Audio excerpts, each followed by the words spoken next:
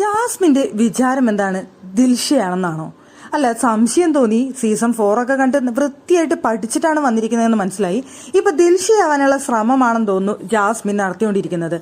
ജിൻഡോയും ജാസ്മിനും തമ്മിൽ പൊരിഞ്ഞടിയായിരുന്നു. അടി തുടങ്ങി വെച്ചത് ജാസ്മിൻ തന്നെയാണ്. ജാസ്മിൻ അവിടെ ഇരുന്ന് ഗബ്രിയെ പുകഴ്ത്തി സംസാരിക്കായിരുന്നു. ഗബ്രി എന്തുണ്ടെങ്കിലും മുഖത്ത് നോക്കി സംസാരിക്കും, അല്ലാതെ പരദൂഷണം പറയുന്ന സ്വഭാവം ഗബ്രിക്കില്ല എന്നൊരു കാര്യമാണ് ജാസ്മിൻ അവിടെ ഇരുന്ന് സംസാരിക്കുന്നുണ്ടായിരുന്നത്. കിട്ടിയ അവസരത്തിന് ജിൻഡോ കയറി അങ്ങ് കൊളുത്തി. മറ്റൊന്നല്ല, ഒരു ദിവസം ജിൻഡോ അപ്പുറത്ത് ഇരിക്കുന്ന സമയത്ത് അവിടെ ജാസ്മിനും ഗബ്രിയും ചേർന്നിരുന്ന് ജിൻഡോയുടെ കുറ്റങ്ങൾ പറയുന്നുണ്ടായിരുന്നു. ആ ജയിലിന്റെ പിറ്റേ ദിവസം അവിടെ ഇരുന്ന് ജാസ്മിൻ ഇരുന്നുകൊണ്ട് അവിടെ ഗബ്രിയുടെ അടുത്ത് ഇരുന്ന് കാര്യങ്ങൾ പറയാണ്, ജയിലിലെ കാര്യങ്ങൾ. ആ സമയത്ത് ഗബ്രി അവിടെ ഇരുന്ന് ജിൻഡോയുടെ കുറ്റങ്ങൾ മാത്രമാണ് ജാസ്മിന്റെ അടുത്തിരുന്ന് സംസാരിച്ചിരുന്നത്. അത് പ്രേക്ഷകരിലേക്ക് എത്തിക്കാനുള്ള ഒരു ശ്രമമാണ് രണ്ടുപേരും നടത്തിക്കൊണ്ടിരുന്നത്. അപ്പൊ അതാണ് ജിൻഡോ എടുത്തു ചോദിച്ചത്. പ്രേക്ഷകരെ കേൾപ്പിക്കാൻ വേണ്ടി നിങ്ങൾ രണ്ടുപേരും ഇരുന്ന് എന്റെ കുറ്റങ്ങൾ മാത്രം ഇരുന്ന് പറഞ്ഞിരുന്നില്ലേ, നിങ്ങൾ കള്ളനാണ് എന്നൊക്കെ പറഞ്ഞുകൊണ്ട് അതെന്തുകൊണ്ട് എന്റെ മുഖത്ത് നോക്കി സംസാരിച്ചില്ല എന്നാണ് ജിൻഡോ അവിടെ ചോദിച്ചത്.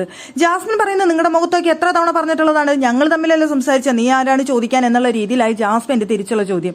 അവിടെയാണ് ജിൻഡോ പൊളിച്ചടിക്കിയത്. എന്തായാലും അവൻ പോയപ്പോൾ നിനക്ക് സന്തോഷമായില്ലേ? ഇന്നലെ നിന്റെ സന്തോഷമൊക്കെ ഞങ്ങൾ വൃത്തിയായിട്ട് കണ്ടു. അവൻ പോയതിന്റെ നീ കാരണമാണ് അവൻ പോയത്. ഏറ്റവും നല്ല മത്സരാർത്ഥിയായിരുന്നു അവൻ. നീ ഉള്ളത് കൊണ്ട് മാത്രമാണ് അവൻ പോയത്, അല്ലെങ്കിൽ അവൻ ഇവിടെ നിന്നേനെ എന്ന് പറയുമ്പോൾ അവിടെ ജാസ്മിൻ പറയുന്ന കാര്യം, അവൻ എവിടെ പോയി? അവൻ തിരിച്ചു വരും എന്ന് പറഞ്ഞുകൊണ്ടിരിക്കുകയാണ് അവിടെ ജാസ്മിന്റെ ഒന്നല്ലെങ്കിൽ ജാസ്മിന്റെ വിചാരം അവൾ ദിൽഷയാണ്, ദിൽഷയെ പോലെ ഒന്ന് കളിക്കാമെന്ന് വിചാരിച്ചു.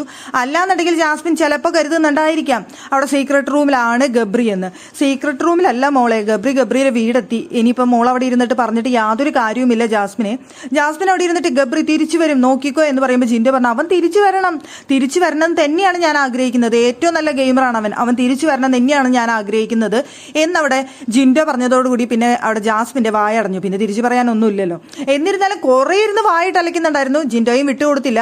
പിന്നെ ഇവള് കുറെ നേരം വായിട്ട് അലച്ചപ്പോ പിന്നെ എന്ത് നിവൃത്തിയില്ലല്ലോ എന്ന് വിചാരിച്ച് ജിൻഡോയും വിട്ടുകൊടുക്കാതെ കുറച്ചു നേരം ഇരുന്ന് സംസാരിച്ചു. പിന്നെ കൂടുതൽ വഷളത്തരം അവിടെ ഇരുന്ന് പറയണ്ട എന്ന് വിചാരിച്ചുകൊണ്ട് ജിൻഡോ എഴുന്നേറ്റ് പോകുന്നുണ്ടായിരുന്നു. പിന്നെ കിച്ചണിൽ നിന്നിട്ട് ജിൻഡോയും സിജോയും സംസാരിക്കുന്നുണ്ടായിരുന്നു. അവിടെ ജാസ്മിന്റെ അടുത്ത് സംസാരിച്ചതിനെ കുറിച്ച് സിജോ പറയുന്നുണ്ടായിരുന്നു, കിട്ടിയ അവസരത്തിന് ഞാനൊരു പണിതല്ലേ എന്ന് അവിടെ ജിൻഡോ പറയുന്നുണ്ടായിരുന്നു. എന്തായാലും അവള് കാരനാണ് പോയത് ഗബ്രി, അവരുടെ ആ കോംബോ കാരനാണ് പോയതെന്ന് സിജോ പറയുന്നുണ്ടായിരുന്നു. അതെനിക്കറിയാം, അതുകൊണ്ടാണ് ഞാൻ കിട്ടിയ അവസരത്തിന് അവളിട്ട് കൊട്ടിയത് എന്ന് അവിടെ ജിൻഡോ പറയുന്നുണ്ടായിരുന്നു. എന്തായാലും അവിടെ ദിൽഷയാവാനുള്ള ഒരു ശ്രമമൊക്കെ ജാസ്മിൻ നടത്തിക്കൊണ്ടിരിക്കുന്നുണ്ട്. ജിൻഡോ കള്ളനാണ്, അവിടെ കള്ളങ്ങൾ മാത്രമേ പറയുള്ളൂ, അപ്പുറത്ത് പോയി കുശിക്കുന്നു, അവിടെ പോയിരുന്നിട്ട് രഹസ്യങ്ങൾ പറയുന്നു, നോണ മാത്രം പറയുന്നു എന്നൊക്കെ പറഞ്ഞുകൊണ്ട് കുറെ ജാസ്മിൻ തട്ടിവിട്ടു. ഇതിപ്പോ പ്രേക്ഷകർക്ക് ഗെയിമിന് വേണ്ടി ജിൻഡോ ചില്ലറ കള്ളങ്ങളൊക്കെ പറയുന്നുണ്ട് എന്നുള്ള കാര്യം പ്രേക്ഷകർക്ക് അറിയാവുന്ന കാര്യമാണ്. ഇപ്പൊ ജാസ്മിൻ അവിടെ ഇരുന്ന് വിളിച്ച് പറഞ്ഞിട്ടൊന്നും വേണ്ടത് അറിയാനായിട്ട്. പക്ഷേ ജിൻഡോ മുട്ടി നിൽക്കാനായിട്ട് ജാസ്മിനെ കുറെ ചീത്തവാക്കൾ അറിയാവുന്നതുകൊണ്ട് ജാസ്മിൻ കുറെ മുട്ടി നിന്ന് സംസാരിക്കാനായിട്ട് നോക്കി. എന്നിരുന്നാലും കഷ്ടിച്ചങ്ങ് ഒരു രക്ഷയില്ലാത്തതുകൊണ്ട് ജാസ്മിൻ അവിടെ നിന്ന് വീണ്ടും പെറുപെറുക്കാന്നല്ലാണ്ട് ഒരു കാര്യം ഉണ്ടായില്ല. ജിൻഡോ അവിടെ നിന്ന് എഴുന്നേറ്റ് പോയി.